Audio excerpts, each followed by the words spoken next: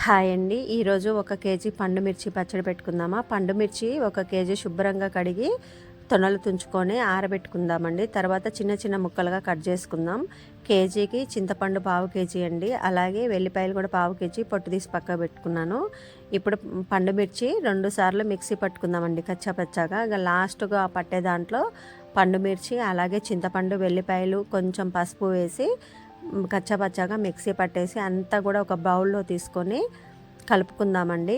Salt కూడా రుచికి సరిపడా యాడ్ చేసుకొని కొంచెం పసుపు, మెంతుపిండి వచ్చేసి ఒక 2 స్పూన్లు, ఆవాల పిండి ఒక 3 స్పూన్లు వేసుకుంటే పండుమిర్చి పచ్చడి రెడీ అయిపోయినట్టేనండి. మీ ఇష్టం, ఇప్పుడు తాలింపు పెట్టుకున్నా పర్లేదు, ఒక్కసారి తాలింపు పెట్టి పక్కన పెట్టుకున్నా పర్లేదు, ఎప్పటికప్పుడు పెట్టుకున్నా పర్లేదండి. కరెక్ట్ 1 కేజీకి ఇవే కొలతలండి.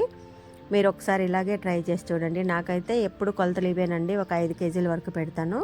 Thanks for watching.